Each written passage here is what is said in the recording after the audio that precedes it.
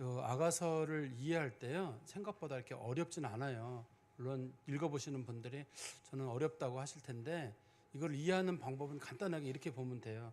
두 사람이 만나서 연애하는 장면을 보시면 기억을 하시면 됩니다. 우리가 보통 만나서 얘기 나누다가 또 그 사람에서 알아보고 또 연애 좀 하다가 다투기도 하고 또 잠깐 또 헤어지는 것처럼 보이다가 또 다시 만나고 또 결혼하고 다투고 또 그러다가 서로 관계가 돈독해지고 그런 보통 사람들의 일상의 삶이 있잖아요. 그게 이제 아가서에 나오는 솔로몬과 술라미 여인의 일상적인 삶입니다. 그게 기본적으로 깔려 있고 그다음에 그 위에 소위 우리가 성경에서 말하는 구원의 진리라고 소위 불려지는 거, 성경에 나와 있는 구원의 진리와 그 내용들이 비슷한 내용들이 참 많이 있어요.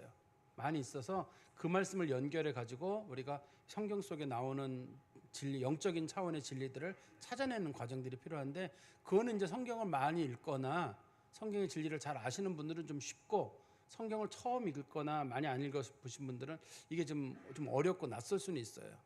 그래도 저는 생각하기를 우리가 지금 4장 보고 있으니까요, 이 정도쯤 보게 되면 뒤에 본문에 대해서는 제가 굳이 막 설명을 드리지 않아도 이거는 이런 식으로 보면 되겠구나라고 아마 뭔가 좀 그려지시는 분들도 있지 않으실까 하는 그런 생각이 듭니다. 아무튼 저희가 지난번에 봤던 내용은 어떤 내용이었냐면, 솔로몬과 술라미 여인이 결혼을 했는데요, 이스라엘은 결혼식을 일주일 동안 해요. 일주일 동안 결혼식을 하는데 6일 동안은 손님을 받고 7일째 되는 날 이제 두 사람이 서로 이제 신방에 들어가게 됩니다. 합방을 하게 되거든요. 서로 이제 합방을 하기 위해서 한 방에 들어갔는데 둘이 누워 있는 거예요. 서로 이렇게 좀 모로 누워가지고 서로를 바라보는 장면이 지난 시간이거든요. 그러다 보니까 그 사람의 뒷모습은 안 보여요. 앞모습만 보이고 또 그 사람의 하체도 안 보여요. 서로 누워 있는 자세가 뭐 좀 1m나 50cm 아주 가까운 거리에 누워 있기 때문에 서로 그 사람의 하체도 안 보이고 상체만 보이는 거죠. 또 그 사람의 한쪽 면만 보여요. 볼도 한쪽 면만 보이고 나머지는 좀 뒤에 가려져 있기 때문에 잘 안 보입니다. 그런 거라는 걸 여러분들이 보시면 되는데요. 근데 지난 시간에서는 솔로몬이 술람미 여인의 주로 외모적인 부분에 대한 칭찬을 했어요. 참 너 예쁘다. 제일 먼저 눈이 예쁘다고 했습니다. 눈이 예쁘다고 했는데 당시에 아마 그 결혼하고 나서도 여자들이 얼굴에 면사포를 쓰고 있었나 봐요. 그래서 너울 속에 비친 너의 눈이 참 예쁘다고 얘기를 했거든요. 그런데 그 눈은 신비로움 같기도 하고 어떤 기품이 담겨 있는 그런 눈빛이어서 그 눈이 참 매력적이라고 처음 얘기한 다음에, 두 번째는 그 여자의 머리카락에 대해서 얘기를 했어요. 너의 머리카락이 곱고 머리카락이 참 검고 그 길르앗에 마치 염소가 누워 있는 것처럼 너의 머리카락이 참 예쁘다. 저는 지난번에 말씀드릴 때 이 머리카락은 아주 검정색이기 때문에 이 사람의 지난 과거를 설명할 수도 있거든요.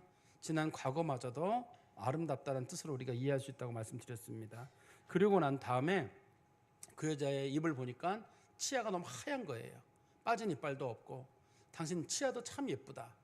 그 다음에 입술을 보니까 당신 입술이 주홍색, 붉은 주홍색 이빨에 입술이 이렇게 있는데 참 당신 입술도 참 예쁘고 또 입술이 촉촉하기까지 하다.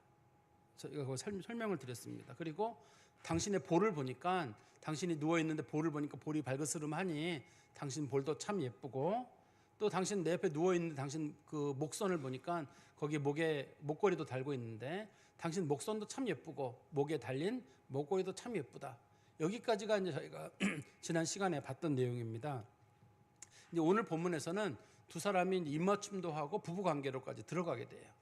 그런 관계로 들어가게 되는데 솔로몬이 그 사람하고 이제 부부 관계로 들어가고 입맞춤을 하려고 하는데 그 여인이 잠깐 멈춥니다. 잠깐 멈추는 이유는 뭐냐면 이제 이 여자가 솔로몬과 하나가 되는 그 순간에 자기 마음속에 두려움도 있고 자기가 그동안 누렸던 것들을 포기해야 되는 것도 여기 들어있어요. 자기는 그동안 자유로웠거든요. 자유로웠는데 이제 솔로몬과 하나가 되는 순간엔 뒤로 돌아갈 수도 없어요. 이제는 궁궐의 여자로 자기가 불림을 받아야 되고 또 솔로몬과 함께 궁궐에 살아야 되는데 자기는 그동안 수넴 지역에서 막 이리 뛰어놀고 저리 뛰어놀고 자기 하고 싶은 대로 하고 살았거든요.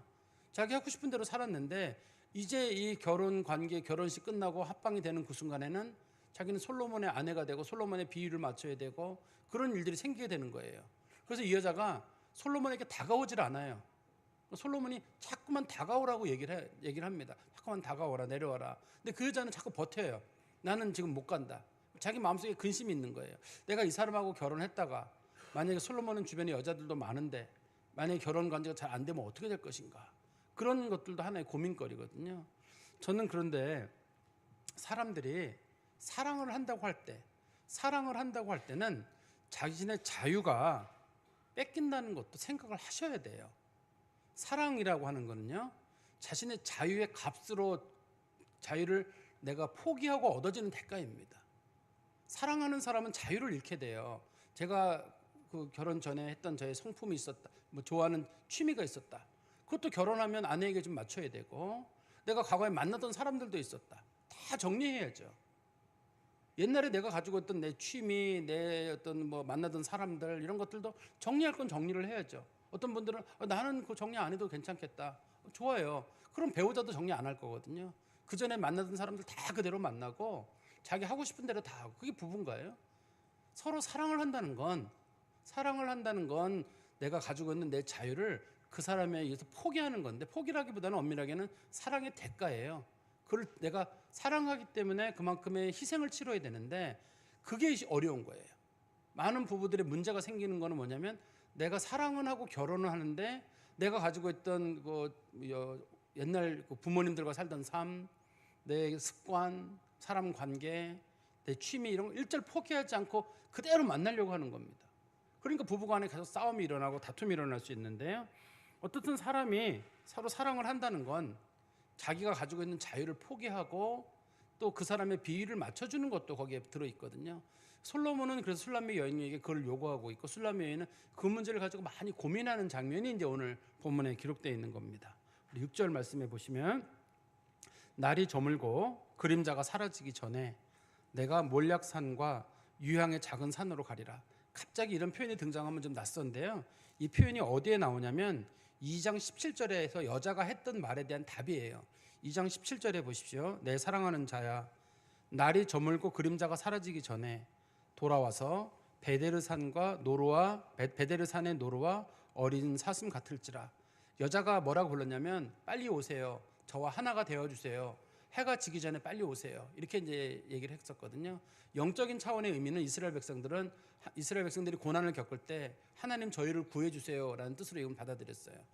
신약교회 성도들은 예수 그리스도의 재림에 대한 말씀으로, 주님 날이 어두워지기 전에, 인생의 어두운 날이 오기 전에 저희를 구원해 달라는 뜻으로 저 말씀을 받아들였는데요. 그러나 이 연애라는 차원에서만 보면 이런 거예요. 저 여자가 당신 나랑 빨리 하나가 됐으면 좋겠다. 나 당신 너무 보고 싶고 당신과 함께 지냈으면 좋겠다라고 얘기를 한 적이 있었거든요. 2장 17절에서 그거에 대한 답입니다. 우리 6절 다시 보시면, 날이 저물고 그림자가 사라지기 전에, 그림자가 사라진다는 건 해가 아직 떠 있다는 뜻이잖아요. 해가 아직까지 떠 있다는 뜻인데 해가 다 지기 전에, 오늘 밤에 라는 뜻이에요. 오늘 밤에 내가 모략산과 유향의 작은 산으로 가리라. 모략산과 유향의 작은 산은 여자의 몸을 나타내요. 이 본문에서는 그 몸의 여자가 모략과 향유를 가지고 있기 때문에 이 본문에서는 모략산과 그다음에 유향의 작은 산, 성경에서 산은 주로 작은 언덕, 작은 산은 언덕을 부르는 말이거든요. 그래서 솔로몬이 오늘 밤에 내가 너에게 들어갈 것이다, 그렇게 얘기를 하는 겁니다. 이게 6절의 뜻이. 그리고 나서 7절에 보니까, 나의 사랑, 너는 어여쁘고 아무 힘이 없구나. 그동안은 솔로몬이 술람미 여인의 외모만 봤었거든요. 눈, 머리카락, 그다음에 치아, 입술, 목 이런 것만 봤었잖아요. 볼 이런 것만 봤었는데, 이번에는 흠이 없다는 말을 하는 이유는 그 사람이 가지고 있는 그 사람의 속마음까지도 얘기하는 거예요. 그러니까 그 사람이 가지고 있는 모든 것들을 다 얘기하는 겁니다. 당신은 외모도 예쁘지만 당신은 참 모든 것들이, 당신이 가지고 있는 나는 모든 것들을 있는 그대로 다 사랑합니다 라고 얘기를 하는 거예요. 그렇지만 여러분 잘 아시는 대로 술람미 여인은 성격이 좋은 사람이 아니에요. 앞부분에 보면 언급이 되어 있는데요. 술람미 여자가 얼굴이 까맣을 때 사람들이 물어봅니다. 얼굴이 까만 게 무슨 솔로몬을 좋아하느냐 라고 하니까 술람미 여인이 말하기를, 내가 원래 얼굴이 까만 여자가 아니었는데 우리 오라비들이 내가 말을 듣지 않는다고 나를 훈계시키는 바람에 내가 나가서 포도원에서 일하다가 얼굴이 까매졌다라고 얘기를 하고 있어요. 어떤 내용이었냐면, 술람미 여인의 가족, 아가서에 보면 술람미 여인의 가족도가 나오는데 아버지가 안 계세요. 이 성경에 보면 아버지가 안 계시고 어머니가 계시고 오빠들이 여럿이 있고 언니가 없어요. 그래서 이 여자가 외동딸이에요. 그런데 동생이 시집갈 때가 다 돼가지고 오빠들이 아무래도 여동생을 시집 보내야 되겠는데 여동생이 이렇게 시집 가가지고는 문제가 될 것 같아요. 아무래도 사람 노릇을 못하고 천방지축인 거예요. 그래서 안 되겠어가지고 오빠들이 저 여자애를 어떻든 간에 좀 훈련을 시켜서 시집 보내야 된다 싶어가지고 포도원에 가서 너 포도원에서 한번 좀 땡볕에서 고생 좀 하라라고 했거든요. 고생을 하고 나서 그 여자가 성품은 좀 좋아졌는데 얼굴이 까매진 거예요. 그랬더니 예루살렘 여자들이 놀리는 거예요. 아니 얼굴이 저렇게 까만 게 뭘 그렇게 솔로몬을 좋아하냐 하니까 술람의 여인이 받아치기를 내가 얼굴은 까맣지만 마음은 좋은 사람이어서 내가 비록 피부는 검으나 계달의 장막과도 같다. 그 안에는 온갖 보석이 다 들어있고 솔로몬이 사랑할 만한 것이 들어있다고 이제 여자가 앞에서 얘기한 적이 있잖아요. 그런 것처럼 술람의 여인은 외모에 있어서도 뛰어난 면이 별로 없어요. 뛰어난 면이 별로 없고 그 다음에 성품에 있어서도 좋은 사람이 아닙니다. 그냥 솔로몬이 그 사람이 그냥 좋은 거예요. 눈에 콩깍지가 씌여서 남들은 막 뭐라고 그러는데 솔로몬의 눈에는 그렇게 좋게 보이는 거예요. 성경은 이거를 하나님이 우리를 바라보시는 하나님의 눈이다라고 말하고 있거든요. 하나님이 우리를 있는 그대로 사랑하신다. 그냥 있는 모습 그대로가 좋은 거예요. 그 사람이 뭔가 큰 걸 하지 않아도 있는 모습 그대로 사람들을 사랑하시는데 간혹 우리는 보면 우리가 인생에 회의가 느껴질 때가 있어요. 내가 뭔가 나 같은 게 필요한가? 자신감이 없어질 때도 있고 우울하기도 하고 누구랑 비교하고 나면 막 좀 초라해지기도 하고 좀 사람이 막 그럴 때가 있거든요. 근데 성경은 뭐라고 말하냐면 하나님께서는 우리들의 모습을 있는 그대로 사랑하신다. 마치 구약 성경에서 하나님께서 이스라엘을 사랑하시듯이 그리스도께서는 교회와 성도들을 있는 모습 그대로 사랑하신다고 말하고 있어요. 우리가 예수님의 눈으로 우리 자신을 바라볼 필요가 있어요. 우리 자신을 볼 때 사실 여기 지금 앉아 계신 분, 여기 마스크 쓰고 계신 분도 안 계신 분 계신데 요 피부를 가지고 손을 한번 만져보세요. 이 사람이 나예요. 이 정신을 가지고 있는 것도 나고 이 영혼을 가지고 있는 것도 나예요. 죽고 난 다음에도 이게 나예요. 이게 우리예요. 우리 자신이거든요. 우리 자신이어서 이 사람이 세상에서 제일 중요한 사람이에요. 누구랑 비교할 것도 없어요. 다른 사람이 아무리 멋지고 훌륭하고 다른 사람이 많은 걸 가지고 있고 그건 다른 사람이에요. 어떻든 내가 살아 있어야 되고 내가 소중해야지 그 다음에 신앙적인 부분도 언급이 되고 그 다음에는 뭐 이웃도 있고 뭐가 있을 거 아니에요. 일단 자기 자신을 사람이 소중히 여기는 마음이 자기 자신에게 있어야 돼요. 그래야지만이 그 다음에 단계로 나아가는 거거든요. 하나님께서 우리들에게 대해서 말씀하시기를 내가 너를 있는 그대로 사랑한다. 그러면 우리도 그걸 받아들이는 거예요. 받아들이고 내가 소중한 사람이구나. 그렇게 우리가 마음을 먹고 살아가는 거예요. 이제 자기 자신이 소중한지를 모르면 최근에 저도 이제 누구 통해서 들었는데 우리 교인 중에 누군가가 너무 마음에 힘든 일이 있어 극단적인 선택을 하려고 한강에 갔다 왔다는 얘기를 제가 어디 건너 들은 적이 있어요. 얼마나 힘들었으면 그랬을까. 그런데 그렇게 해서 뭐가 끊어지게 되면 뭐가 좋나요? 자기에게는 뭐가 좋아요? 남겨진 사람들이고 문제가 풀려지고 뭐가 되나요? 그렇게 내가 사라지고 나면 뭐가 남나요 도대체? 이게 있고 없고 아프고 안 아프고 떠나서도 일단 내가 살아있는 것 그리고 내가 나를 바라보는 것 남이 아무리 맛있는 걸 먹는 것보다 내가 먹고 내가 마시고 내가 누군가 교제하고 있는 게 이게 소중한 거잖아요. 그래서 우리 그리스도인들은 자기 자신의 생명에 대해서도 내가 함부로 할 수 있는 권한이 없는 것이 우리의 생명은 예수 그리스도께서 피값으로 주고 산 거예요. 영혼만 주고 산 게 아니라 우리들의 이 육체마저도 예수님께서는 자신의 목숨으로 대신해서 우리에게 주신 거거든요. 그렇기 때문에 우리는 이 내 생명을 내가 처리할 수 있는 권한이 없어요.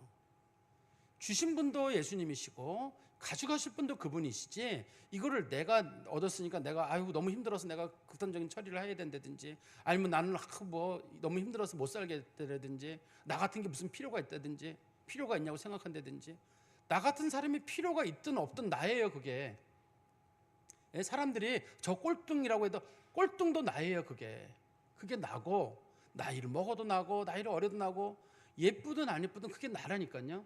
이 나가 무너지면 그 사람은 그 다음서부터 그 사람이 하는 것들은 다 공허한 것들이거든요. 그래서 성경은 말하기를 하나님께서 바라보시는 눈으로 우리를 좀 바라볼 줄 알아라. 그리고 우리가 하나님께 그런 사랑을 받았다 그러면 동시에 우리도 다른 사람들을 좀 사랑의 눈으로 바라보는 눈도 전 필요하다고 생각을 해요. 우리가 다른 사람들의 요즘 우리 사회 분위기를 보면 사람들이 과거를 캐는 게 유행이잖아요. 뭐 그 사람 과거에 학폭을 했다래더라, 과거에 뭘 했다래더라. 모르겠어요. 저는 제가 목회자여서 그런지 모르겠는데 범죄를 저질렀던 거에 대해서는 어떻게 얘기하는지는 모르겠는데요. 일반적인 문제에 대해서는 좀 지나가줘야 되지 않을까 하는 생각이 들어요. 제가 지금 목회자인데요. 저도 어렸을 때 싸움도 하고요. 욕도 하고 싸우고 뭐 치고받고 뭐 다 해봤어요. 그런데 저를 아는 사람이 누군가가 그럴 거예요. 그 심아무개가 목사가 됐다 그러면 아이고 사람이 그렇게 없나? 그 사람이 아마 그런 사람도 계실지 모르겠어요. 저랑 싸웠던 친구들은 그렇게 하지 않겠어요? 어떻게 걔가 목사가 돼? 말도 안 되지. 있을 거예요. 그런 사람들이. 제가 제 과거를 미리 말씀드리는 거니까 혹이라도 나중에 듣게 되시더라도 크게 실망하지 마시기를. 근데 누구라도 다 과거의 얘기들이 있으면 그 잊혀지고 싶은 마음이 있지 않겠어요? 누군가는 기억될 부분도 있고 잊혀져야 되는데 사람들이 그걸 잊어주지를 않는 거예요. 다 잊혀주고 좀 덮어주고 내가 소중한 만큼 다른 사람도 소중한 눈으로 하나님께서 너는 아름답고 너는 흠이 없다라고 얘기해 주시면 나는 너를 있는 그대로 다 사랑하겠다라고 얘기한다 그러면 나 자신도 있는 그대로 내가 받아들이고 소중히 여기는 마음도 갖고 다른 사람도 마찬가지입니다. 좀 소중히 여기는 마음으로 가야 되는 것, 그게 우리 그리스도인들의 자세가 아닐까. 솔로몬이 지금 술람미 여인에게 너는 어여쁘고 흠이 없다고 말한 이유는 빨리 자기에게 가까이 오란 뜻으로 얘기하는 겁니다. 그런데 술람미 여인의 태도가 우리 8절에 보십시오. 내 신부야 너는 레바논 숲부터 나와 함께하고 레바논 숲부터 나와 함께 가자. 아마나와 스닐과 헤르몬 꼭대기에서 사자굴과 표범산에서 내려오너라. 갑자기 이런 얘기가 나오면 성경 읽는 분이 답답해요. 왜 갑자기 여기서 이렇게 산 이름이 나오는지. 지금 이 솔로몬이 말하고 있는 이 산은 레바논에 있는 산이거든요. 우리가 생각하는 레바논은 이스라엘 북쪽에 있는 어느 나라 이름이에요. 우리가 생각하는 레바논은.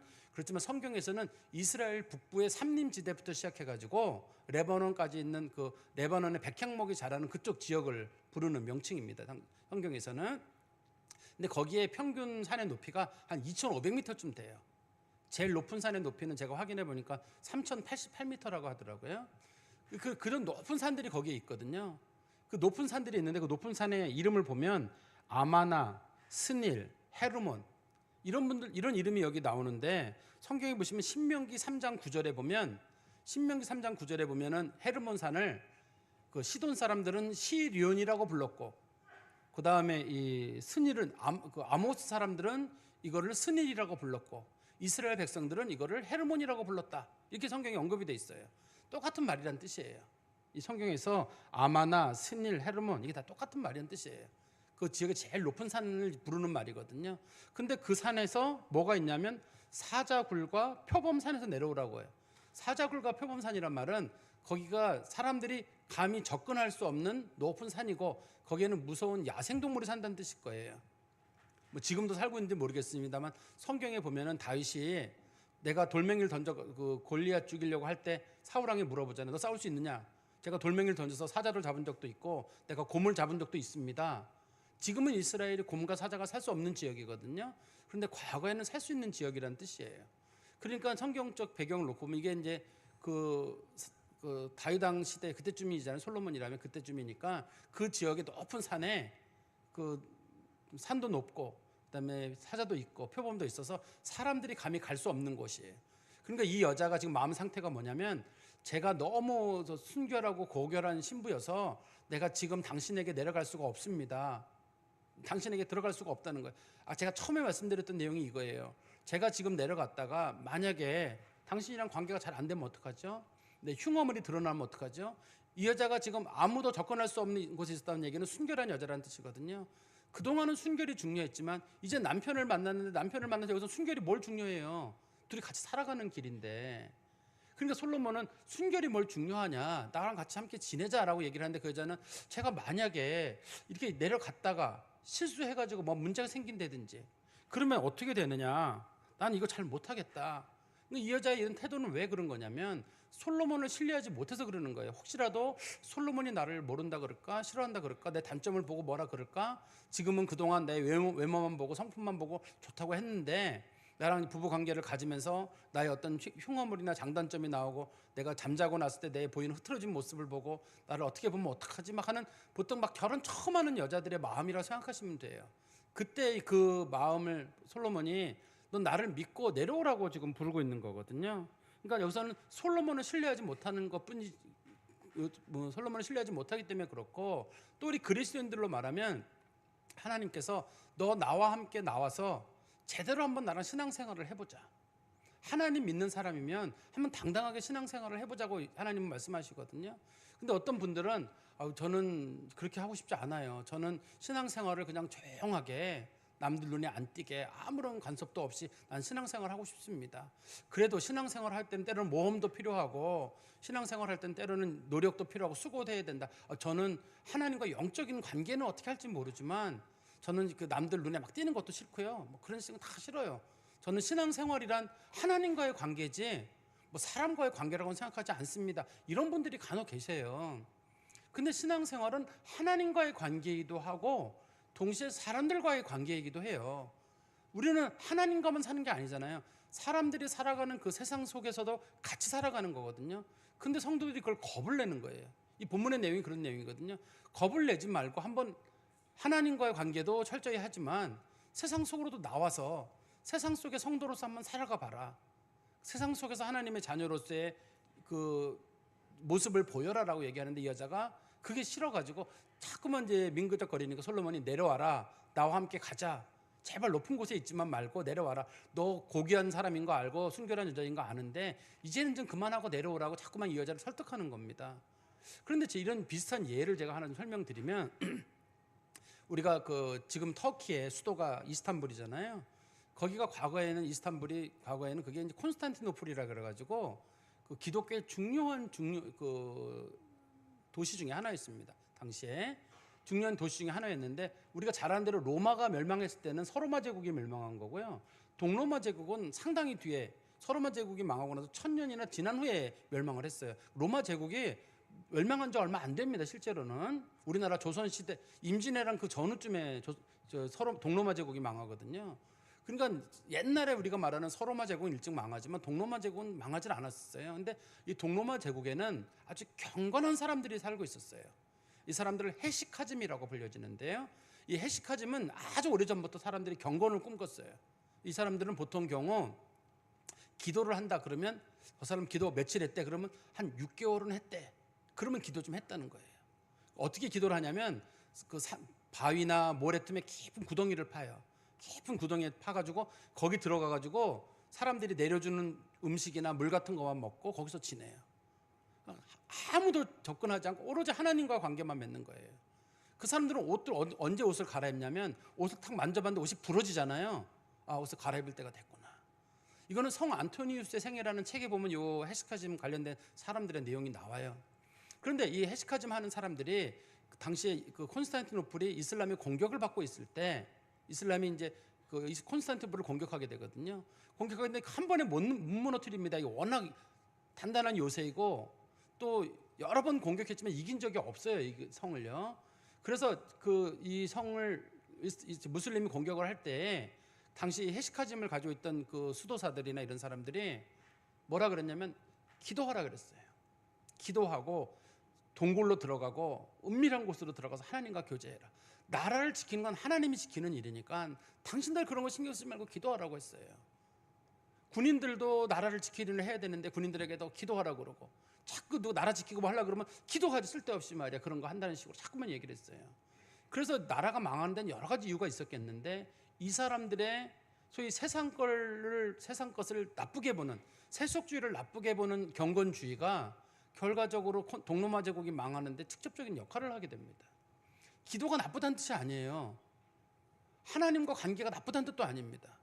하나님과 관계도 중요하지만 세상 속에서 그리스도인들의 역할도 있어야 되거든요.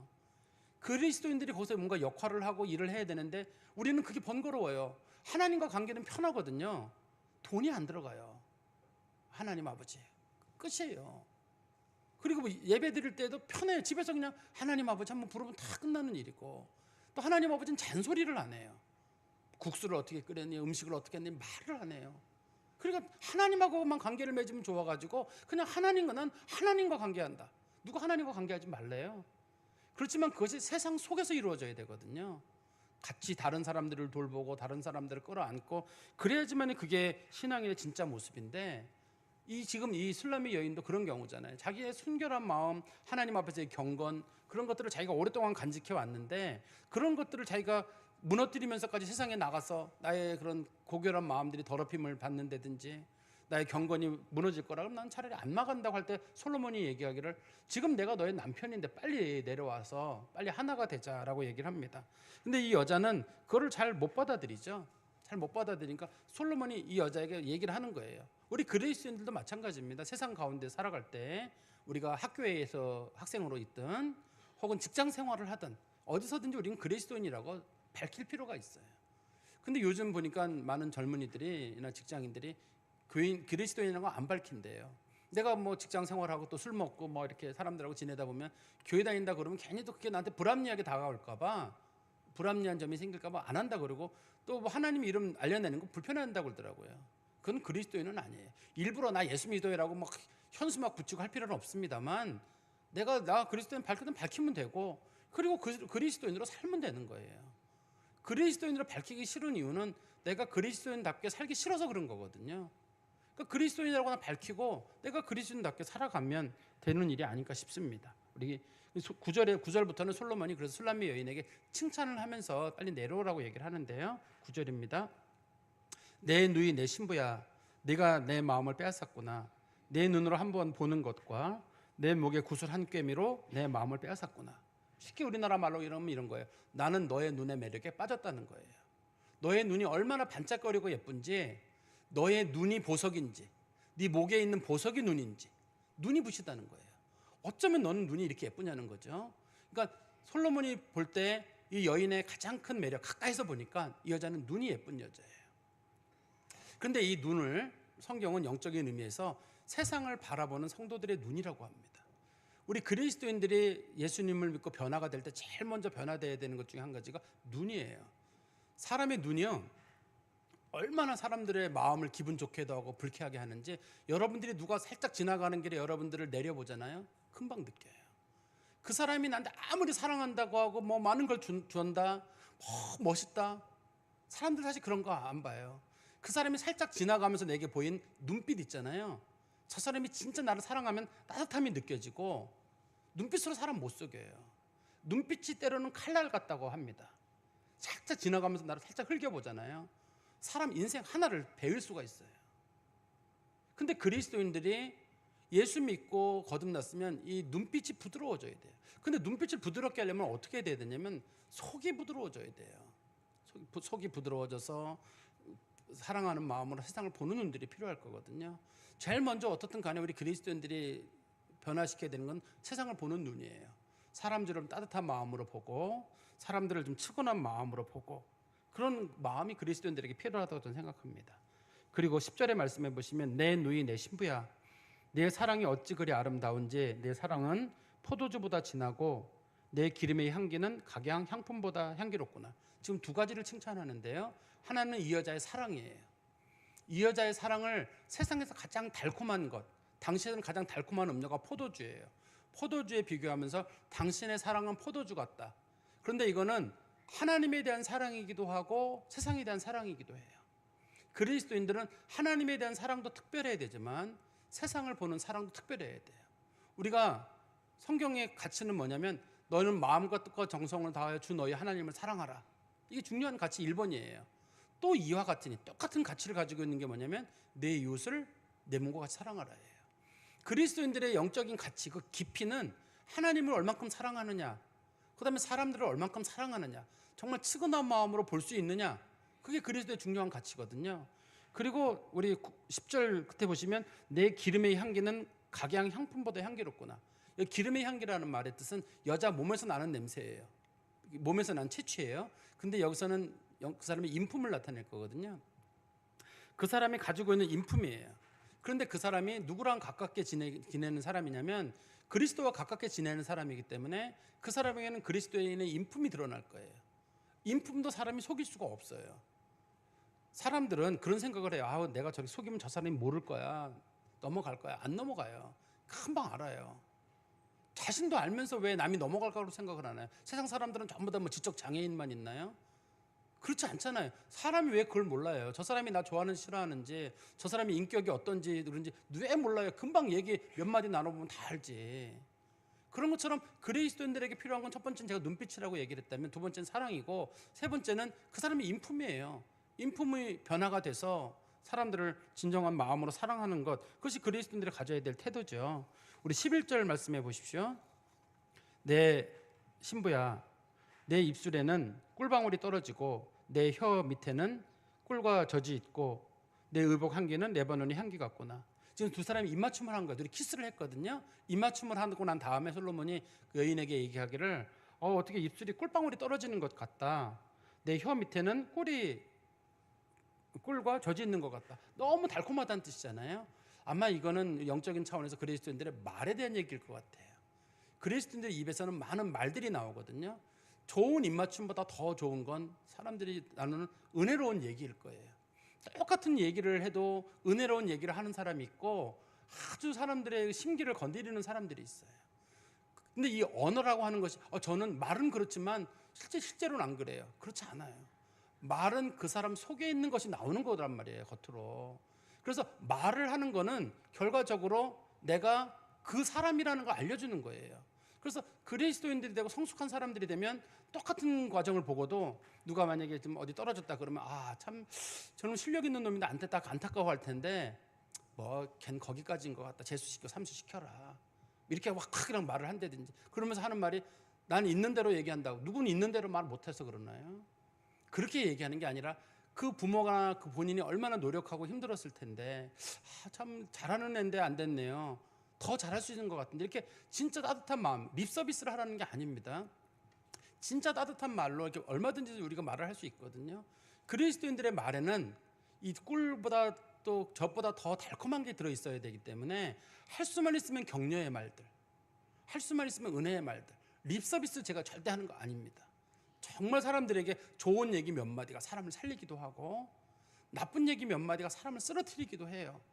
너 못한다는 말 몇 마디가 그 사람을 영원히 못하는 사람을 만들기도 하고 잘한다고 얘기했던 그 몇 마디 말에 그 사람의 인생이 변화되기도 하잖아요. 그리스도인들이 말에 얼마나 조심해야 되는지, 말은 내가 거듭났는지 안 거듭났는지를 외부로 보이는 통로이기 때문에 말 특히 조심하셔야 돼요. 다른 사람이 당신 말 몇 마디 들어보면서 저 사람 나이는 먹었는데 속은 아직까지 옛날 어린이구나 이렇게 볼 수가 있으니까 말 하나가 굉장히 조심스러워야 합니다. 그리고 10절 끝에 보시면 내 의복의 향기는 레바논의 향기 같구나. 위에서는 몸의 향기라면 여기는 옷의 향기거든요. 이 사람이 지금 원래 어디서 왔냐면 레바논에서 왔거든요. 레바논은 원래 그 에스겔서 3장 31장 3절하고 6절에 보면 하나님이 계신 산이다라고 돼 있어요. 원래 거기가 하나님께서 높은 산에 계시다고 성경이 언급을 하고 있는데요. 그래서 하나님과 가까이 한 사람에게는 그 사람에게서 하나님과 함께 지냈던 사람의 어떤 삶의 모습이 드러나야 돼요. 근데 이 본문에서는 몸의 채취는 그 사람의 인격을 말한다면 여기는 그 사람의 삶에 나타나는 선행이에요. 그 사람이 다른 사람들을 측은히 여기고 불쌍히 여기는 마음으로 다른 사람들에게 어려운 사람들, 힘든 사람들 직접 돌보는 사람들이에요.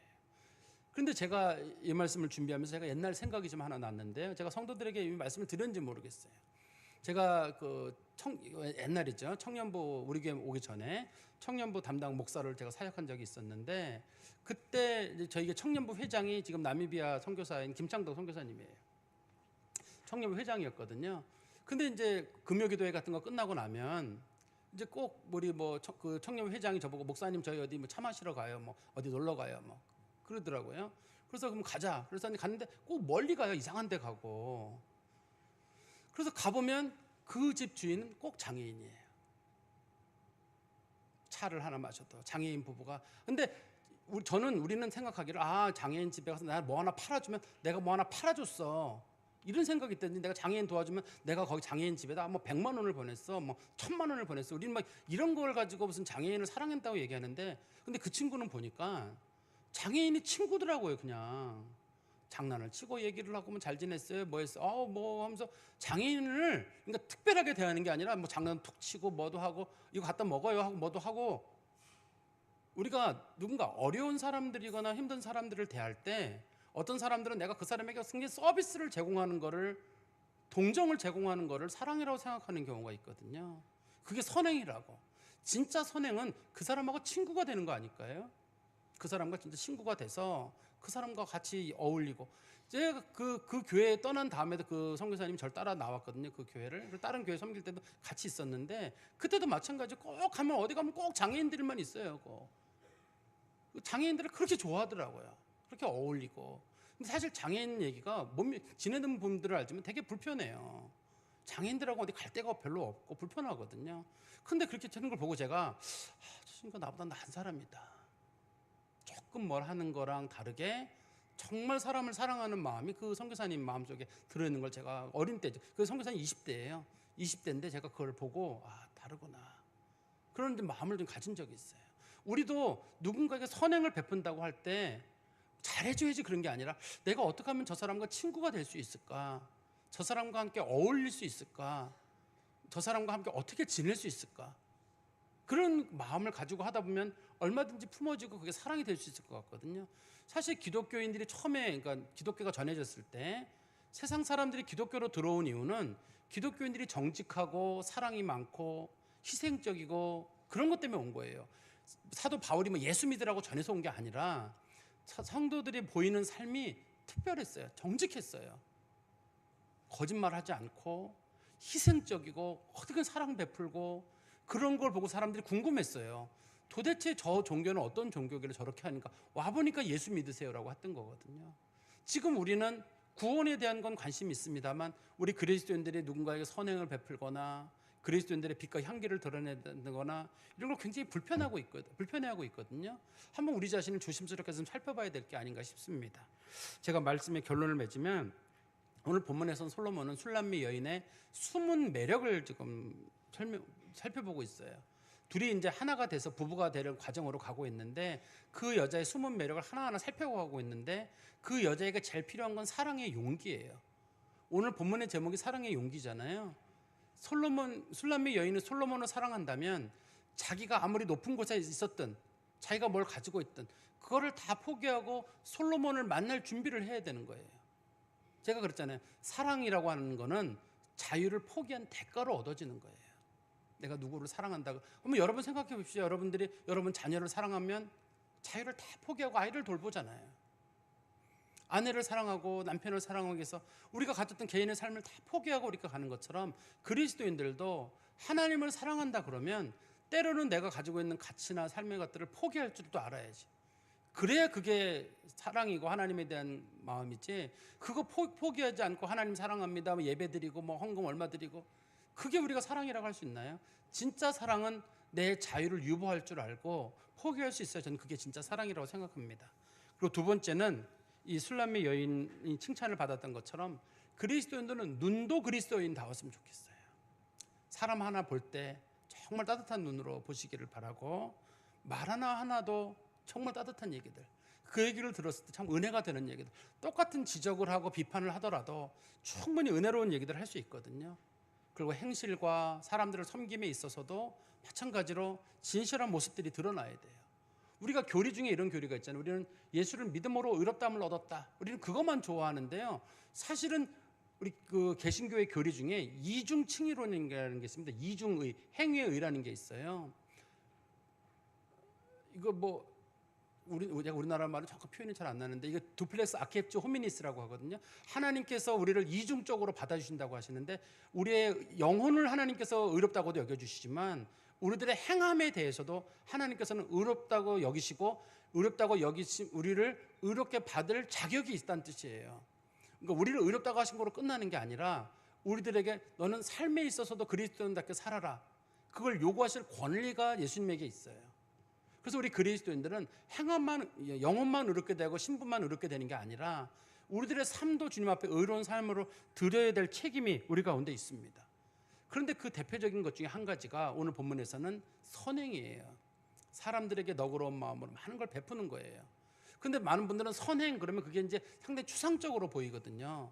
추상적으로 보이는데 제가 아까 선교사님 말씀드린 것처럼 그 어려운 사람들을 친구로 가족으로 끌어안는다 그러면 전 충분히 가능한 일이라고 생각해요.